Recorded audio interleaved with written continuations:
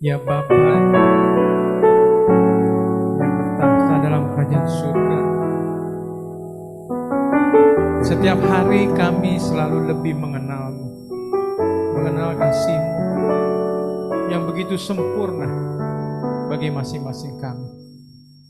Biarlah Bapa hari ini kami boleh mengenal-Mu lebih lagi, agar kami kiranya akan juga semakin mencintai-Mu dengan setulus hati kami. Bapa, siapkan hati kami, agar firman yang kami dengar sekarang ini betul-betul membawa berkat dan kemuliaan bagi Engkau. Dalam nama Tuhan Yesus kita semua yang percaya kita katakan amin. Silakan duduk. Shalom. Sahabat, ini sudah masuk ke bulan yang baru, di bulan Mei. Dan kita mempunyai satu topik yang baru, yaitu mengenai apa? God's guidance. Guidance adalah apa? Petunjuk, ya. Dalam hidup kita, kalau saya juga beli barang baru, katakanlah lemari, saya pergi ke satu tempat, saya beli.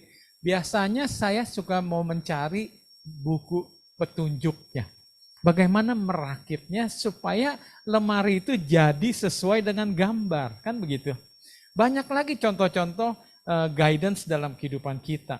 Jadi tidak peduli seberapa dewasa kita sudah hidup, tetap kita membutuhkan guidance. Cuma levelnya berbeda dan jenisnya berbeda.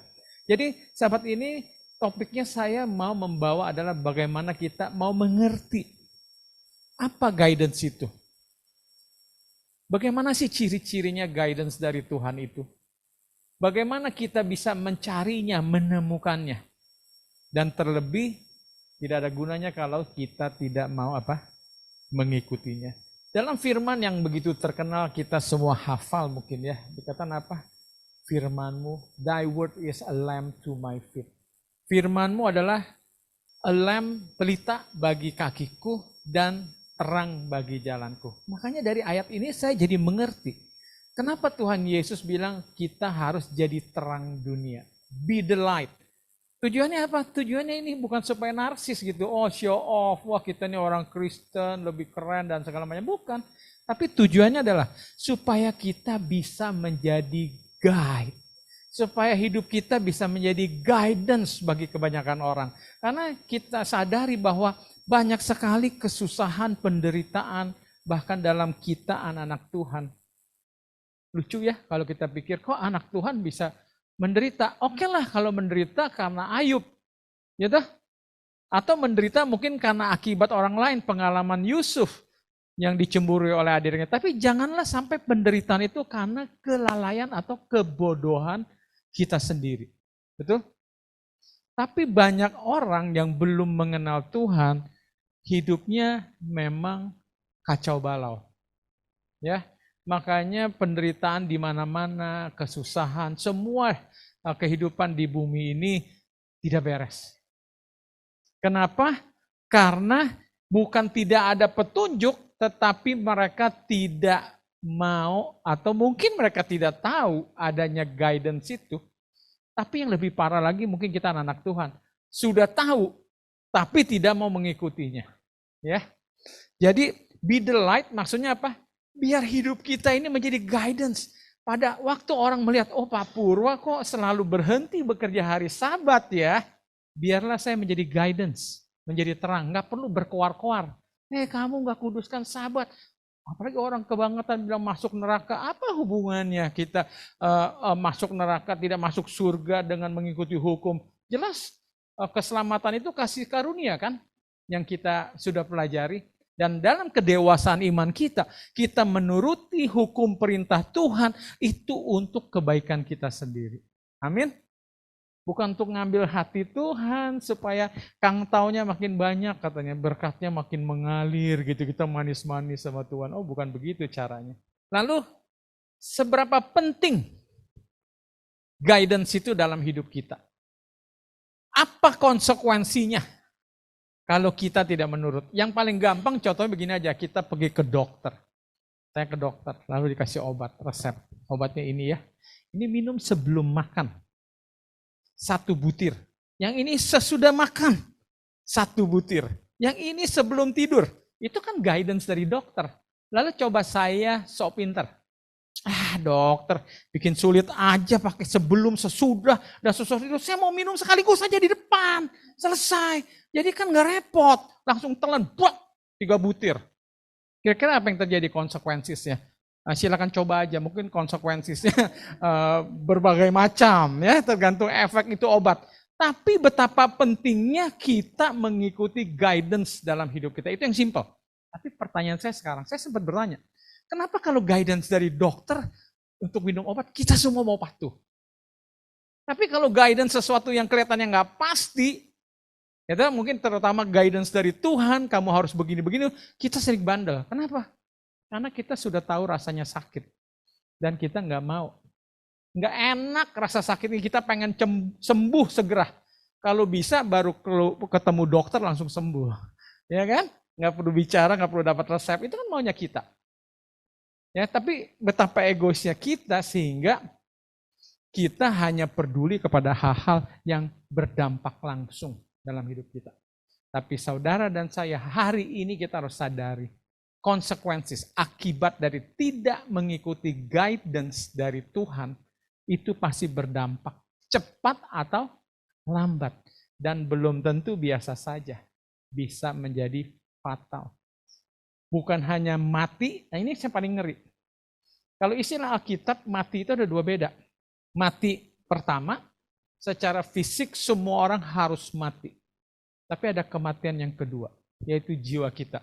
Maka saya ngeri juga, saya nggak takut sama pisau, saya lebih takut sama lidah. Karena firman Tuhan mengatakan lidah itu bisa membunuh 2. Kematian pertama dan kematian kedua. Karena dengan lidah kita yang sembarangan menyakitkan hati orang, orang akhirnya undur. Ngapain jadi orang Kristen? Contohnya begitu, akhirnya dia kesel, dia patah semangat, dia patah hati, kecewa, dia jauhi Tuhan. Mungkin enggak? Mungkin sekali. Bisa jadi dengan lidah kita sebagai orang tua bicara sembarangan kepada anak. Selalu bicara yang enggak membawa berkat. Aduh, mama nyesel punya anak kayak kamu. Aduh, mama pengennya punya anak kayak yang tetangga. Aduh, kamu jadi anak payah banget begini. Coba pakai lidah itu anak matinya tembus 2 kali kematian. Jadi guidance Alkitab itu luar biasa, sangat pentingnya. Nah, saya tunjukkan di sini adalah satu gambar manusia. Manusia itu setidaknya terdiri dari 3 bagian. Body kita, mind kita, pikiran, spiritual kita. Dan 3 hal ini semuanya butuh guidance. Betul gak sih? Enggak cuma secara fisik, tapi kebanyakan kita hanya peduli body guidance. Kayak yang mungkin Brian pernah sampaikan, wah kalau mau buang lemak begini-begini, wah kalau itu aja udah susah, ya dah. Tapi lebih menggiurkan bagi kita supaya tampil cantik, ganteng, sehat dan segala macam. Tapi sebetulnya bukan hanya body, tapi pikiran kita, spiritual kita, semua membutuhkan guidance. Apa konsekuensinya tadi saya bilang? Contoh, Raja Saul, dia mencari guidance, mau perang, dia mau cari guidance. Tapi ditunggu-tunggu tidak ada, dia tidak sabar, dia panggil dukun kan, pemanggil arwah. Dikira itu betul-betul roh Nabi Samuelnya. Padahal itu satu tipu muslihat.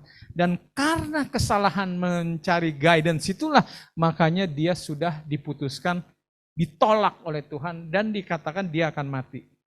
Dan memang terbukti, dia mati. Tapi matinya malah lebih mengenaskan, dia bunuh diri. Lalu pengalaman bangsa Israel. Sebetulnya perjalanan bangsa Israel itu dari tanah Mesir ke tanah Kanaan katanya mungkin cuma beberapa hari, nggak lama. Tapi kok bisa sampai 40 tahun? Dan itu semua disebabkan karena bangsa Israel tidak mau menurut guidance yang Tuhan berikan. Gitulah saudara, mungkin kita sekarang bertanya, kok hidup gua gini-gini terus ya? Dari dulu, dari sekarang gak pernah berubah, kok sial terus ya? Selalu kok dapat pacar yang selalu toksik ya? Kenapa saya kerja di sini, kerja sana gak pernah sukses, gak pernah berhasil, usaha bangkrut terus, kenapa? Saudara, jawabannya saya yakin dan percaya. Karena kita atau dia atau mereka belum menemukan guidance yang tepat, atau sudah menemukan tetapi tidak mau menurutinya. Jadi saya berharap sahabat ini merubah kita punya pikiran untuk menjadi orang yang rendah hati. Jangan sombong. Saya bilang kita ini orang-orang yang sombong. Ntar saya buktikan, ntar saya kasih contoh.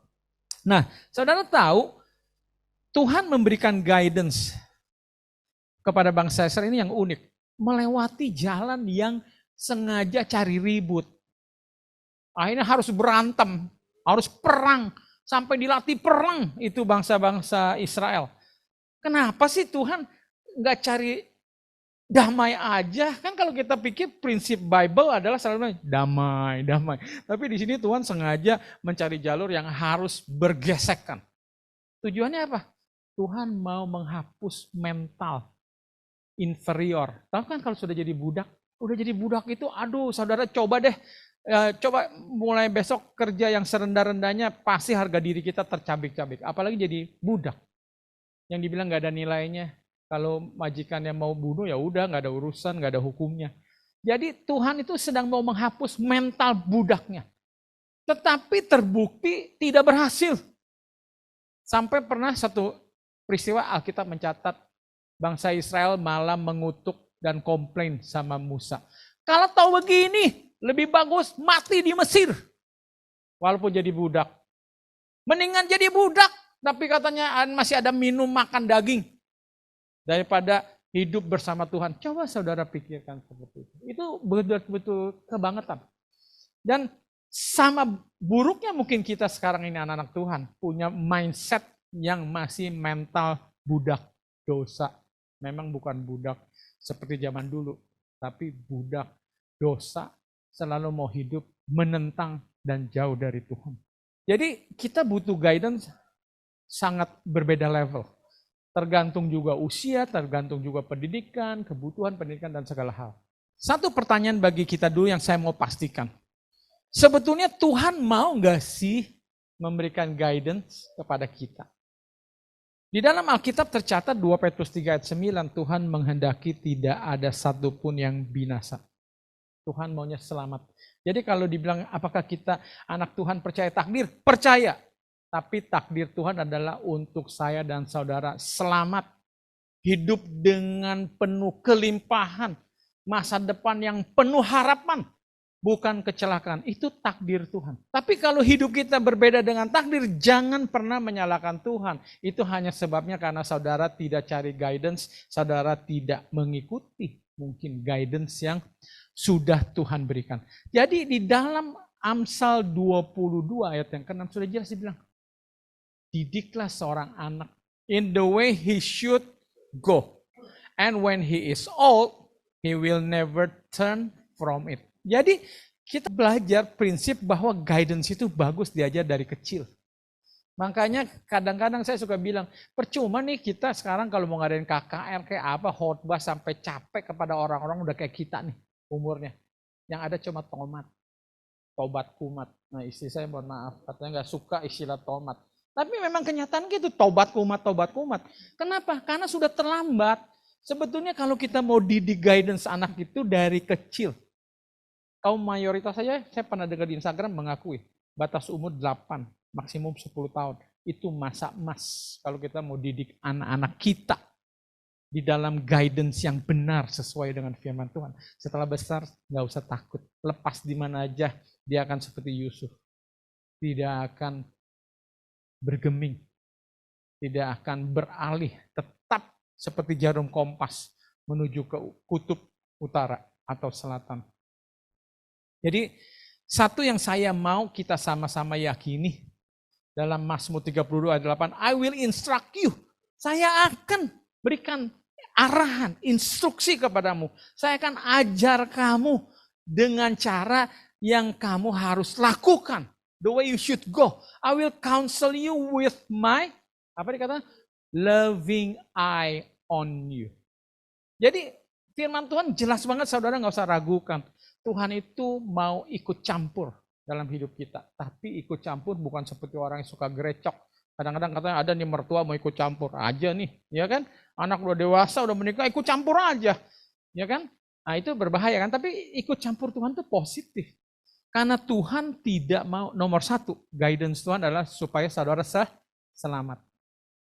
Saya secara pribadi kurang setuju kalau kita pergi keluar rumah, terus kita doa, Tuhan tolong jaga mobilku supaya nggak lecet, nggak dicuri, TV-ku segala macam. Aduh, Tuhan disuruh jaga barang-barang, itu mah nggak ada harganya saudara. Kalau mau jaga kita, Tuhan saya sekarang mau berpergian, biarlah malaikatmu menyertai, supaya saya tidak salah jalan, supaya saya tidak kecelakaan dan segala macam. Betul nggak? Terlebih supaya saya jangan melakukan hal-hal yang keluar dari guidance-mu. Itu yang penting. Kita dasar memang pikirnya harta mulu, doa mintanya berkat terus, rezeki terus. Padahal yang penting adalah mintalah guidance dalam hidup kita, ya. Karena kehidupan kita itu semua kualitasnya, hasilnya tergantung dari keputusan yang kita ambil setiap hari dalam hidup kita. Jadi, is God willing to guide us? Yes, of course. No doubt about it. Ya, makanya firman Tuhan mengatakan trust in the Lord with all your heart and do not lean on your own understanding. Itu Tuhan sudah bilang, wanti-wanti, jangan berdasarkan pikiranmu sendiri. Minta petunjuk dari Tuhan. I will always show you where to go. Ya, jelas banget di dalam Yesaya 58 ayat 9. Saya akan selalu kasih tahu kamu kemana kamu harus pergi, ya. I will give you a full life in the emptiest of places. Firm muscles, strong bones. You'll be like a well-watered garden. Luar biasa kan? A gurgling spring that never runs dry. Seperti ayat Yeremia 17 ayat 7 dan 8. Kita seperti batang pohon yang tumbuh tidak pernah berhenti berbuah. Coba bayangkan, walaupun dalam masa paceklik kekeringan apapun, semua orang mati, kita masih hidup. Semua orang mungkin susah bangkrut, kita masih berjaya. Itu luar biasa janji Tuhan. Nah ini saya kasih contoh aja beberapa example mengenai God guidance di dalam Alkitab. Satu adalah terjadi kepada Nuh. Tuhan memberikan petunjuk kepada Nuh untuk membangun bahtera. Dia katakan, aku sudah muak sama manusia ciptaanku. Mereka sudah semakin berdosa. Aku akan binasakan mereka. Aku akan turunkan air bah. Dan buatlah sebuah bahtera. Dan guide, ini satu, nanti kita akan belajar mengenai karakteristik guidance Tuhan. Satu, Tuhan kasih guidance kepada Nuh secara detail. Secara spesifik. Bukan hanya begini, bangun deh bahtera, bagaimana sukamu aja deh. Terserahlah maunya gimana. Enggak. Tuhan kasih tahu ukurannya. Berapa lebar, berapa tinggi, panjang, sampai di dalamnya pun bagaimana ruangan-ruangannya Tuhan kasih tahu. Dan satu orang anak Tuhan dari Jerman, dia seorang engineer, pembuat kapal yang besar. Dan dia bersaksi, dia udah sebagai engineer dia tahu hitungannya itu luar biasa. Itu membangun bahtera. Sehingga begitu air bah yang dahsyat gak pernah tenggelam. Walaupun muatannya banyak. Itu ada ilmunya rupanya. Gak gampang bagaimana membangun perahu yang betul-betul tahan badai ombak. Mungkin kalau saya yang bikin bentaran baru jadi tenggelam. Betul gak? Bisa jadi. Karena gak tahu ukuran yang tepat. Ya. Jadi guidance Tuhan yang satu kita pelajari adalah detail. Jadi bukan pakai feeling. Ya. Nah, tapi exactly nggak membuat kita ragu. Nggak membuat kita harus bertanya-tanya. Nggak jelas Tuhan, nggak jelas. Mungkin mau tanya lagi, nggak jelas Tuhan.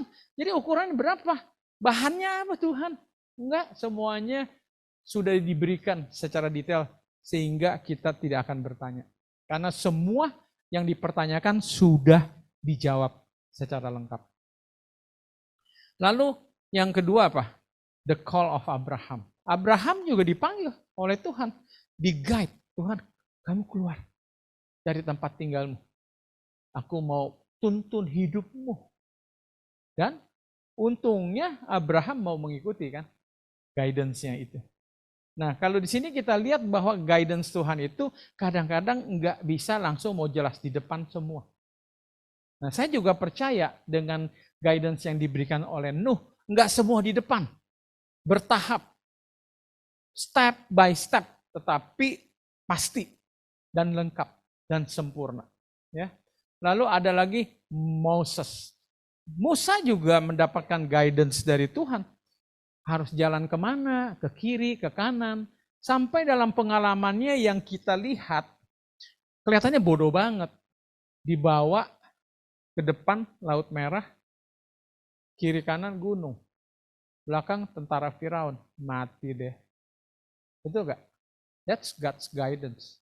Tetapi ada tujuan. Guidance kita sudah belajar. Melatih iman bangsa Israel yang sudah sempat hilang mungkin. Supaya dia boleh percaya. Bukan Firaun yang menentukan hidup kalian. Tetapi Tuhan yang mempunyai kuasa yang tidak terbatas. Tuhan tunjukkan mujizat yang terbesar. Laut bisa terbelah. Kadang-kadang mungkin Tuhan mesti tunjukkan kepada saya dan saudara. Untuk mau percaya. Kenapa kamu harus khawatir ini itu dalam hidup ini? Bukankah kamu sudah jadi orang tua, kamu juga tersinggung kalau anak kamu meragukan kasih setiamu? Saya tersinggung banget, terus terang. Jadi bapak, jadi ibu. Untung anak saya nggak pernah sampai besar ini tanya, Papa besok saya dikasih makan nggak? Nggak pernah tuh. Dia percaya. Pasti ada makan. Dia hidup senang aja namanya anak-anak. Kan begitu. Nah, begitulah kira-kira yang Tuhan harapkan kita semua. Yang keempat, Gideon. Gideon bahkan menantang loh. Tuhan sudah perintahkan. Dia punya misi untuk memimpin bangsa Israel. Tapi dia masih gak yakin. Dia minta guidance dari Tuhan. Bukti. Dan Tuhan masih layani. Lalu pengalaman Samuel. Tuhan juga mengatur Samuel untuk pilih raja berikut pengganti Saul. Karena kita lihat pengalamannya di Alkitab. Samuel salah pilih. Makanya Tuhan berfirman, apa yang dilihat manusia seperti paras, kegantengan, keperkasaan itu tidak dilihat Tuhan. Makanya dia cenderung pilih kakaknya Daud yang lebih badan besar. Dia nggak pikir nih si kecil, mungkin ya badannya nggak tinggi, mungkin setinggi saya aja kali ya. Saya juga belum selidiki setinggi apa sih, sependek apa gitu. Intinya Nabi Samuel nggak pikir Daud, tapi Tuhan memberikan guidance-nya. Sehingga Samuel nggak salah pilih. Saya nggak habis pikir cerita Alkitab kayak apa tuh ya. Kalau ternyata Samuel tidak mengikuti guidance-nya. Pasti tidak ada Salomo. Kalau nggak ada Salomo, terus keturunannya nggak ada Tuhan Yesus kali ya. Gimana ceritanya? Saya nggak mau berandai-andai. Tapi Tuhan sudah maha tahu, bukan menentukan. Ternyata Nabi Samuel memang mau mengikut guidance yang diberikan Tuhan. Tapi itulah pentingnya guidance daripada Tuhan. Supaya segala sesuatu terjadi menjadi yang terbaik dan baik bagi kita semua. Lalu perjalanan Elia. Elia yang setelah mengadakan mujizat segala macam, terus akhirnya dia takut karena Ratu Isabel marah mau bunuh dia, dia pergi ke Gunung Horeb. Dan juga dihampiri, Tuhan menampakkan diri. Dan malaikat diutus memberikan guidance, memberikan makan dan menyuruhnya pergi ke satu tempat. Lalu Yusuf juga dikasih mimpi, Tuhan kasih guide, kamu jangan kaget ya, memang pacarmu ini, calon istrimu masih perawan. Tapi kalau dia nanti hamil, kamu jangan jadi curiga dan pikir yang macam-macam. Dia tetap setia, karena dia akan mengandung juru selamat. Roh Kudus yang akan membawanya. Kan dia kasih guidance. Tuhan kasih guidance lewat mimpi. Ya. Lalu yang kedelapan adalah Filipus, ya, dengan orang Ethiopia. Dia juga dituntun oleh malaikat Tuhan disuruh pergi kemana arahnya. Bahkan setelah ketemu Roh Kudus lagi menggerakkan hatinya. Hampiri kereta itu. Akhirnya dia temui ada orang Ethiopia lagi belajar firman. Punya keinginan tahu tentang Tuhan. Nah, itu dia juga mengikut guidance. Lalu Paulus juga demikian. disuruh kemana-mana itu selalu ada guidance dari Tuhan. Jadi ini contoh-contoh Alkitab cuma meyakinkan saya dan saudara. Betapa Tuhan itu betul-betul mau ikut campur dalam kehidupan kita anak-anaknya. Untuk menuntun kita apa yang kita harus lakukan. Nah, coba kita pelajari sifat-sifat guidance Tuhan. Ya, seperti apa? Yang pertama, God's guidance is divine. Bahwa tuntunan Tuhan nggak mungkin salah, sempurna. Jadi saudara nggak usah ragu. Dan buktinya di Alkitab begitu, tidak ada ragu tuh. Kalau dibilang, kamu pergi ke sana, dia nggak tanya, benar Tuhan, ke sana, nggak salah ya. Kan di sana ada ini, ada itu. Nggak demikian. Guidance Tuhan nggak usah saudara pertanyakan. Bukan hanya karena Tuhan diktator, tapi saya memberikan kesaksian bahwa guidance Tuhan itu nggak sulit dimengerti. Dan itu masuk akal. Masuk dalam kepengertian kita. Kalau saudara sebagai pebisnis atau sebagai apapun. Jadi ingat bahwa kita tidak perlu meragukannya. Tidak ada kemungkinan satu kesalahan di dalam guidance-nya. Ya, itu yang kita mesti sama-sama yakini di dalam Mazmur 16 ayat yang ke-11. Oke. Lalu ciri yang kedua, it is clear guidance. The psalmist prayed to be led in a straight path. Jadi ciri berikutnya dari guidance Tuhan itu enggak berbelit-belit dan enggak sulit dimengerti. Ya. Absolutely clear. Clear, betul-betul. Kalau sekarang misalkan dikasih ada 2 koper sama percis dari luar. 1 kosong, 1 ada isi. Lalu saudara disuruh, koper yang mana? Yang sebelah kiri atau yang kanan yang ada isinya? Coba, kalau guidance-nya kayak gini datangnya. Kamu lihat aja deh, kira-kira yang agak pucat warnanya, itu yang ada isi. Masuk akal gak sih? That's not clear. Tapi kalau Tuhan bilang gini, kamu angkat aja dong. Angkat dua-duanya. Mana yang lebih berat, itu yang ada isinya. Itu jelas atau tidak? Saya mau tanya. Jelas. Guidance Tuhan clear like that. Nggak bikin kita jadi bingung. Dan kita pun akan terkesima. Iya ya, bodoh banget. Aku nggak kepikiran tuh tadinya. Ternyata it's so simple. Lalu apa? God's guidance is continual guidance. Ini penting. His guidance is for the whole life until the Lord comes or we go to be with Him. Ingat nih, kita seringkali butuh guidance Tuhan maunya apa sih? Per event aja. Ini kebetulan nih lagi penting nih Tuhan, saya lagi mau nentuin proyek nih ya kan, sampai goal ya kan. Kita langsung minta guidance-nya right away at that moment, at a sudden.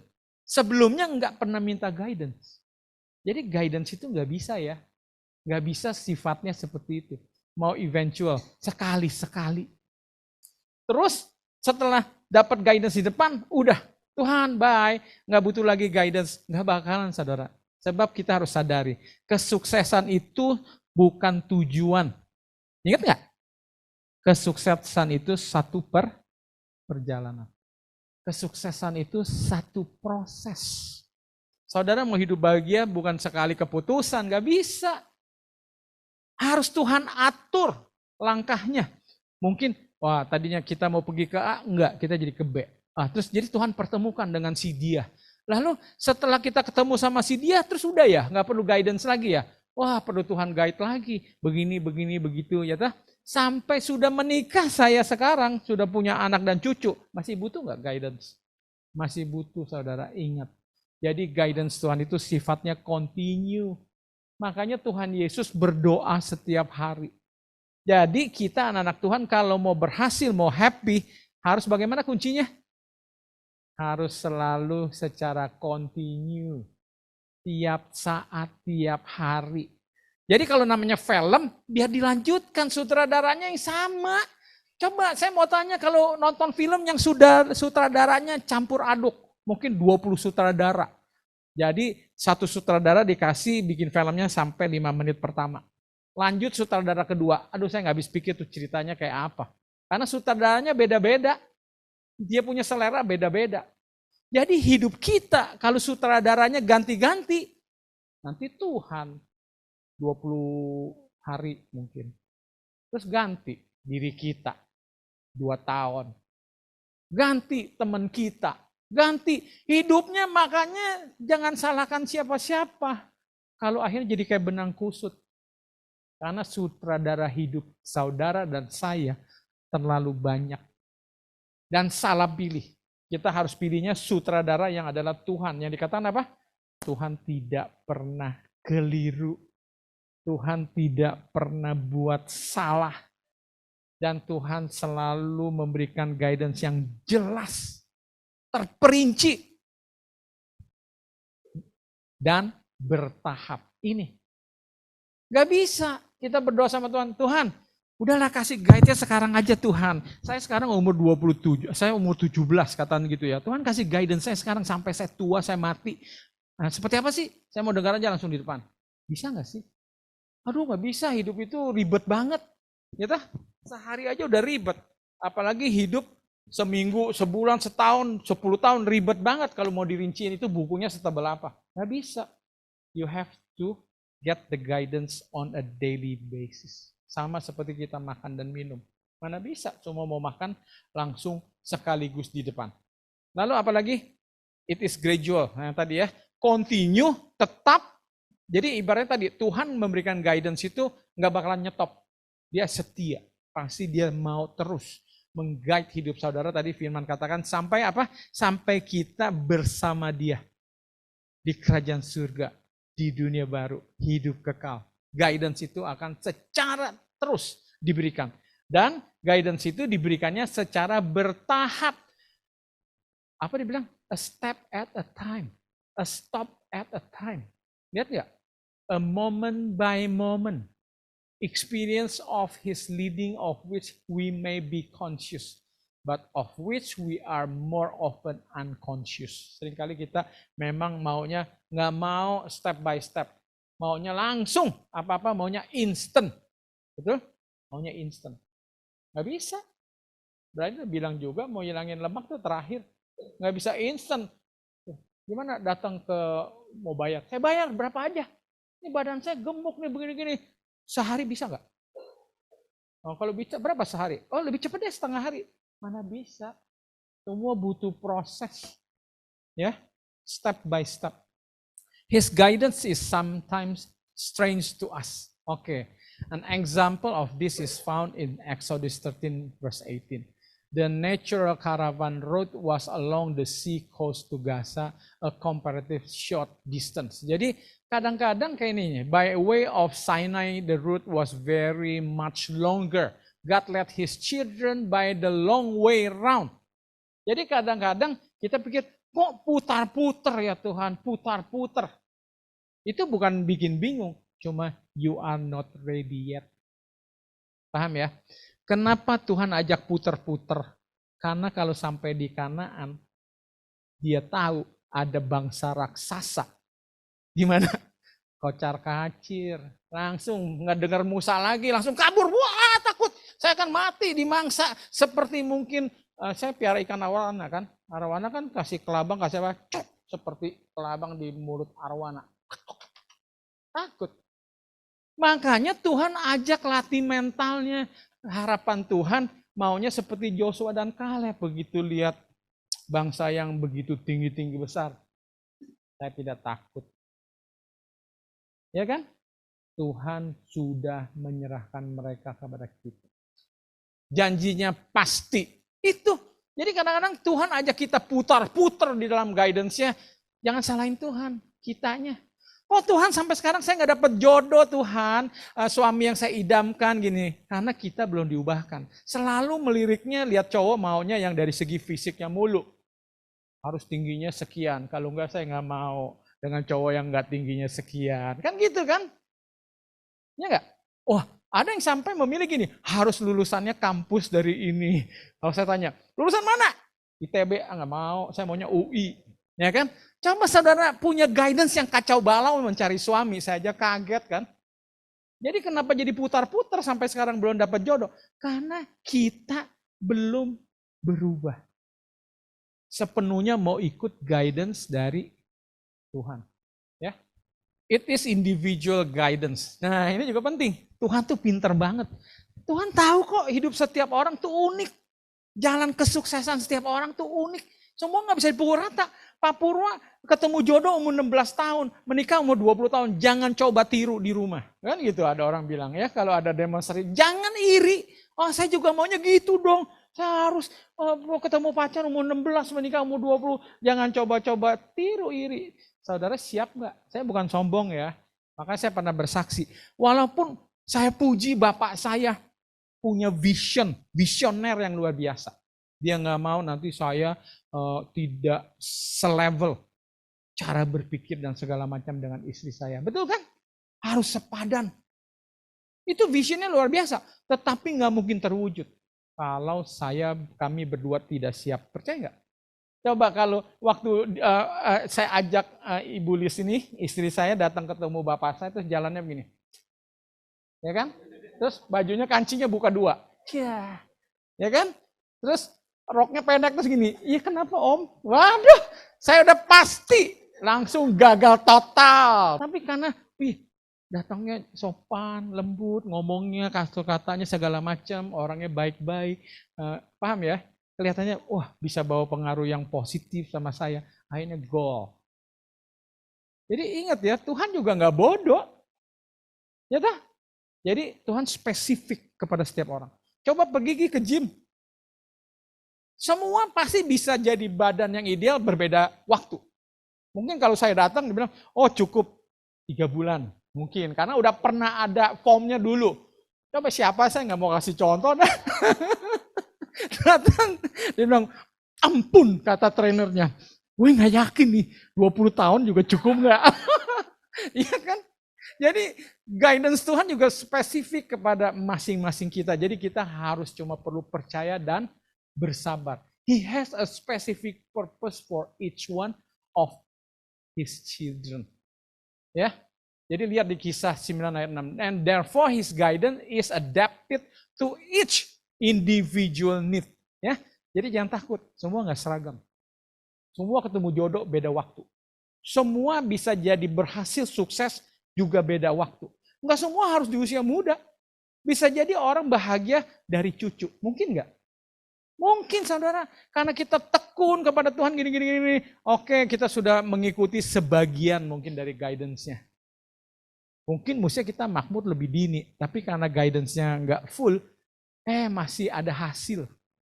Anak kita, cucu kita akhirnya jadi orang sukses. Kita mengecap juga kan, dipanggil grandpa, grandma, ayo gitu, ulang tahun, datang makan di restoran mewah. Mungkin waktu kita belum punya cucu, nggak pernah nginjak restoran mewah seperti itu. Mungkin nggak? Mungkin. Jadi ibaratnya setiap orang berbeda dan kita tidak perlu membanding-bandingkan. Lalu apa lagi? It is comprehensive. Lengkap. Pokoknya gitu lengkap. Tuhan tuh nggak kasih setengah-setengah. Utuh, lengkap sampai the end. Ya kan, hebat kan?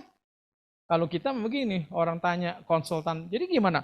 Pilih begini-gini. Nanti kalau mereka, bikinin sendirilah. Masa seumur hidupmu mesti saya kasih semua guide-nya secara lengkap? Mau bayar berapa kamu? Ya kan? Mungkin saya juga nggak sanggup, tapi Tuhan sanggup. Dan Tuhan akan memberikan guidance-nya komprehensif, lengkap. Jadi permasalahannya hanya kepada diri kita.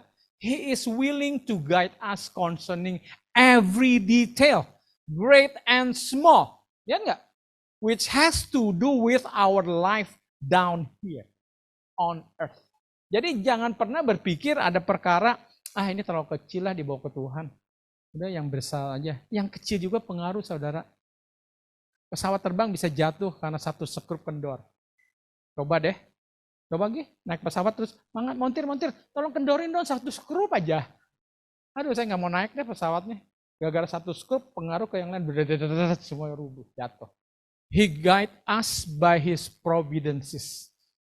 Ini kadang-kadang Tuhan tidak memberikan arahan dengan kata-kata, tetapi dengan sesuatu keadaan, sesuatu peristiwa, terbuka jalan. Contohnya aja, bagaimana bangsa Israel kok Toto bisa selamat dari kejaran kepungan tentara Firaun. Dia bingung kan, mau kemana? Depan laut, kiri gunung.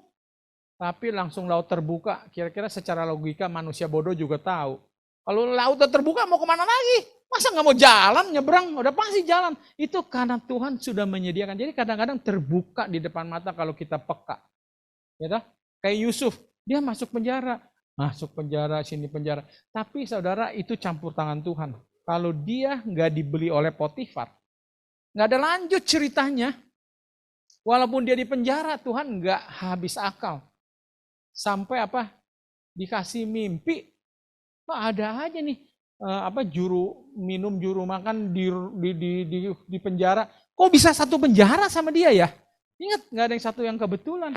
Jadi kadang-kadang opportunity datang di depan kita. Nah ini kembali lagi ke soal jodoh. Padahal udah dipertemukan sama Tuhan calonnya. Tapi dasar kita, lihat nggak bertato, nggak mau. Ya kan? Nggak berkumis, nggak mah. Saya juga kurang ada kumis loh, ya kan? Jadi jangan pikir cewek cowok harus berkumis sampai wah semuanya berbulu gitu kan? Kan lucu kadang-kadang. Nah, tapi Tuhan provide. Nah itu saudara harus peka aja lihat. Kok terbuka ya kesempatan itu? Kan begitu, ya? Sehingga Yusuf memberitahukan kakaknya. It was not you who sent me here, but God. Jadi memang Tuhan sudah kasih guidance begitu caranya. Karena Yusuf tetap mau tunduk, ikut. Satu tujuan akhir sementara adalah apa? Untuk menyelamatkan keluarganya dari kelaparan. Betul? Dari bala kelaparan. Sehingga dia jadi penguasa di Mesir, dia bisa bantu, punya akses, kuasa, dan fasilitas, ya. Nah, saya nggak tahu karena saya lihat Joel nih baru ingat. Saya rasa Purwadika adalah satu providence atau yang Tuhan sediakan untuk Joel bisa merubah, betul nggak? Nah, tinggal masalahnya untung aja papa mama mau lihat, ya kan? Kenapa nggak disekolahin di sini aja? Coba kalau disekolahin di sekolah menari gitu kan? Nah, gimana nanti Joel? Saya rasa jadi penari, pebalet, atau sirkus, seperti apa kan? Tapi sekarang sudah jadi data scientist. Luar biasa kan? Oke. Jadi kita harus peka kepada apa yang Tuhan sudah sediakan di depan mata kita. God's guidance, how to get it sekarang. Jadi kita udah coba mengerti ya tadi ya, bahwa Tuhan memang mau, nggak usah diragukan. Tuhan mau memberi guidance dalam hidup saya dan saudara. Very detailed and comprehensive and continuous, tidak ada akhir, and free, no payment, gratis, betul nggak? Nah, tinggal sekarang bagaimana kita memperoleh guidance itu. Jadi rupanya memperoleh guidance itu saya catat ada beberapa. Pertama, guidance Tuhan itu melalui principle dan examples on the Bible. Betul? Jadi memang kebanyakan untuk keputusan-keputusan secara umum itu Alkitab sudah cukup. Ada prinsipalnya. Carilah pasangan hidup yang seiman. Kenapa harus seiman? Karena terang sama gelap nggak bisa nyampur. Karena orang yang belum tahu nih, dia kira menikah itu nggak ada problem, tiap hari bermesraan aja, I love you, kangen, gitu-gitu. Kalau sudah menikah nggak bisa, kadang-kadang sibuk, nggak ada lagi waktu untuk begitu. Sekarang udah mesti pikirin nih, besok nggak ada beras, mesti kerja gimana? Anak mau sekolah mana? Banyak sekali problema, betul nggak? Makanya harus satu iman. Kenapa? Supaya keputusannya sama. Saya kadang-kadang pikir, mendingan sama-sama buruk, tapi sama. Sama-sama bodoh, tapi sama. Jadi nggak berantem, ya kan? Iya nggak sih? Ya nggak? Sama-sama salah gitu. Tapi kalau yang satu benar, satu salah, kalian pasti berantem. Nggak bisa. Menurut iman saya harus jujur. Nggak boleh kita mau cari untung cepat. tipu-tipu customer. Nah, terus pasangan kita bilang, kalau kayak gitu nggak bisa dong, nggak bisa terlalu idealis dong, namanya hidup kan. Kalau nggak bisa sukses, berantem, ya kan? Terus kita bilang, anak kita harus diajar mengenal Tuhan dari kecil. Wah, suami kita bilang, jangan, nggak boleh paksa dong, kasih dia liberty, kebebasan. Biar aja nanti tunggu dia gede, baru dia putuskan. Udah terlambat, udah gede. Ya kan, udah susah dibentuk. Jadi ibaratnya banyak sebetulnya prinsipal examples di Bible. Cukup kalau kita mau pelajari. Cuma penyakitnya kita nggak mau tahu juga sih. Kita nggak mau pelajari. Padahal Tuhan udah kasih contoh yang baik dan yang buruk. Yang buruk konsekuensinya juga sudah dikasih contoh. Tapi kita mau ngikutinnya juga. Kita mau juga ngalamin. Saya mau coba-coba buruknya, deritanya kayak apa. Lucu juga ya. Ya, kayak kita nonton drakor tapi kita mau ikutin bukan kebahagiaannya tapi kesengsaraannya, gitu kan. Jadi intinya apa? Untuk reproof, untuk correction, untuk instruction in righteousness itu di dalam 2 Timotius 3 ayat 16. Jadi read your Bible faithfully. Itu salah satu langkah pertama untuk mendapatkan guidance. Ada arahan-arahan, ya. Yang kedua, God often guides through the wise counsel of friends. Jadi bisa aja Tuhan menggunakan orang, teman kita, orang tua kita, pendeta kita, siapa. Tapi memang nomor 2 saya agak ragu secara pribadi. Karena zaman sekarang, betul nggak? Kita juga nggak tahu, kelihatannya benar. Tapi tahu-tahu dia punya nasihat keliru, kita juga nggak tahu. Sebetulnya memang bisa, Tuhan bisa pakai, cuma saudara hati-hati aja. Hati-hati gitu kan. Karena setan juga sama nih pakai ini kan. Tapi nggak mungkin setan bisa pakai Alkitab, dia quote, tapi tidak lengkap. Ya. Tapi kalau nomor 1 tadi, Bible, itu membekali saya dan saudara. Sehingga nggak gampang kena tipu. Betul nggak sih? Coba, kalau ada proyek bilang, nggak apa-apa tuh, Purwa, sekali-sekali lah jual ijazah lah. Siapa juga yang tahu, dunia besar. Tapi karena saya udah ngerti Bible principle, saya akan tolak. Enggak, lebih baik miskin saya daripada saya berbuat tidak jujur, kan gitu. Jadi Bible principle yang sudah melekat di dalam benak kita itu menjadi guidance yang permanen. Supaya kita nggak salah langkah. Saudara jangan coba-coba, percaya saya nggak usah sebut nama. Siapa yang mau cepat kaya, menghalalkan semua cara, akan menerima akibatnya cepat atau lambat. Enak tuh kalau udah kena akibat. Malu kali. Teman-teman juga, wih, gue kira lu betul kaya ya, ternyata lu koruptor. Duit rakyat dipakai gitu, coba. Nggak enak kan? Jadi nggak bakalan ada kemakmuran, kebahagiaan kalau saudara hidup di luar guidance Tuhan. Saya sampai berani mengatakan hidup di luar Tuhan penderitaan adanya. Percaya aja. Rumah tangga juga kalau tinggalkan Tuhan tunggu waktunya aja. Mulai tuh ke selfishness masing-masing suami istri mulai berkobar. Akhirnya mulai deh, lo untung dapat gue. Udah mulailah, akhirnya ribut, akhirnya cerai. Yang ketiga, tadi yang saya sudah bahas mengenai Tuhan kadang-kadang memberikan guidance itu memang dibuka jalan. Kelihatan jelas. Ya.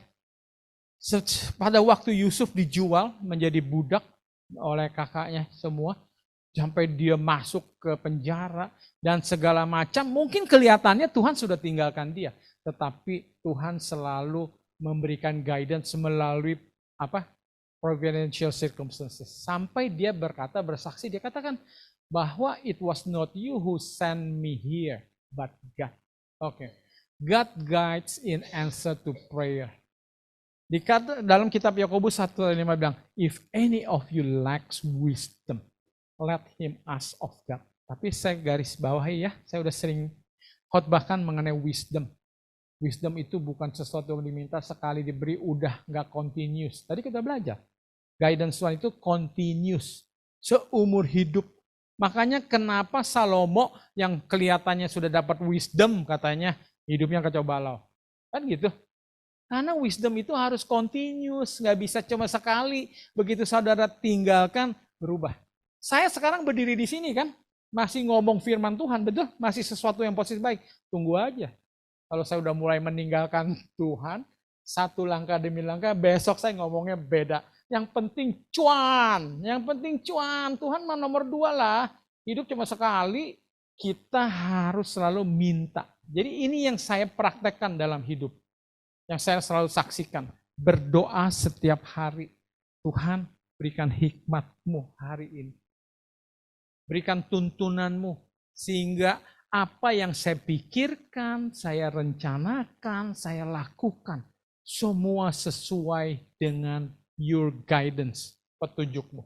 Jadi ini penting sekali. Dan ini terbukti Tuhan mau banget minta. Justru itu yang Tuhan mau, kita udah lihat tadi, Tuhan tuh mau banget campur tangan dalam hidup kita setiap hari sampai akhir, sampai kita bersama Dia di surga. Tuhannya mau kok, nggak usah ragu. Cuma kita yang ditunggu, kapan kamu minta. Karena ingat saudara, kita bukan robot, kita diberikan hak pilih. Karena Tuhan tahu cinta itu harus memberikan kebebasan. Kalau sekarang istri saya masih sama saya 40 tahun karena saya paksa, itu pasti bukan karena cinta dia. Karena takut. Betul nggak? Mungkin takut apa gitu. Tapi kalau saya nggak paksa, silakan. You can stay, you can go. Tapi dia masih stay. Itu karena cinta dengan kebebasan pilihan. Dan Tuhan maunya kan begitu. Kita semua diberikan kebebasan karena Tuhan mau cinta saya dan saudara. Bukan secara paksa. Makanya kita yang harus berdoa. Ini saya kasih kesaksian. Saya pernah bicara sama beberapa orang. Istri saya tahu. Saya sampai berdoa sama Tuhan. Kalau perlu Tuhan cabut hak pilihku. Coba saudara. Gak gampang. Berani gak saudara berkata gitu? Tuhan cabut hak pilihku. Gak usah tanya lagi pilihan saya. Saya selalu pilih mau mengikut apapun pilihanmu dalam hidupku. Itu yang paling aman sih sebenarnya. Ya gak sih? Karena seringkali karena kebebasan memilih itu, kita jadi salah pilih. Coba kalau saya bawa anak pergi shopping, beli apa, barang atau apa, terus dibiarkan anaknya pilih. Ini silakan kamu mau hadiah apa untuk ulang tahun. Bisa nggak dia salah pilih? Bisa. Tapi kalau orang tua yang bijaksana, dia nggak bakalan salah pilih. Dia akan pilih sesuatu yang terbaik dari berbagai pertimbangan. Betul nggak? Tidak mencelakakan, tidak begini, tidak begitu. Ada anak muda disuruh pilih, remaja, hadiah ulang tahun, minta motor. Motornya yang kenceng banget. Akhirnya kena celaka, mati. Ya kan? Ya kan kalau kita diberikan pilihan yang keliru. Jadi praktekkan ini saudara. Percaya. Dan pasti hikmat Tuhan datang dan saudara bisa mengerti. Tuhan akan berbicara melalui Roh Kudus. Begini-begini. Saya sudah nggak ada waktu, saya sudah banyak saksikan kan. Bagaimana di dalam bisnis saya, keputusan-keputusan semua, saya selalu minta hikmat dari Tuhan. Dan hikmat itu datang betul-betul make sense. Ngerti ya maksudnya make sense? Kadang-kadang bisa jadi nggak masuk akal, tapi saya akan bisa mengerti. Tapi karena step by step selalu, ya jangan minta cuma langkah pertama, langkah sisanya kagak mau, nggak bakalan berhasil. Nah ini yang terakhir, kadang-kadang dalam kehidupan itu ada yang sulit. Saya punya kawan seorang pendeta, dia diterima pelayanan apakah di Uni Barat, ya berarti Uni Barat atau Uni Timur. Maksudnya negara bagian Indonesia Barat dengan yang Timur. Pasti cenderung katanya para pendeta lebih senang kalau melayani di kota besar daripada di Kalimantan yang banyak nyamuk. Itu fakta loh. Saya juga manusia. Kalau saya disuruh melayani, saya mau pilih di sini nih, di One Christ ini. Yang AC, interiornya nyaman. Daripada saya ditempatkan di gereja kecil, di sudut sana, nggak ada AC, suka ada nyamuk dan segala macam, duduk pakai tikar atau bagaimana dah. Ini jujur aja, manusia kan ada dagingnya. Betul. Jadi kalau saudara ada pilihan, diterima dua-duanya. Di ini dan di ini. Kalau saudara boleh jujur, dua-duanya kan baik. Ya tak? Belum tentu juga Tuhan mau, wah kamu pilih aja yang terburuk lah, gereja yang paling buruk nggak pakai AC. Belum tentu. Karena Tuhan punya rencana bisa berbeda. Ya toh? Nah, kadang-kadang dari Bible prinsip semua itu juga susah, masih buntu. Masih ada satu langkah yang terbukti, yaitu dengan melempar undi. Dan ini dipraktekkan saudara. Di dalam Kisah 1 ayat 26 saudara baca. Sebenarnya kita harus baca hati-hati ulang-ulang. Yudas sudah berkhianat, mau dicari pengganti. Ya toh? Ada 2 calon.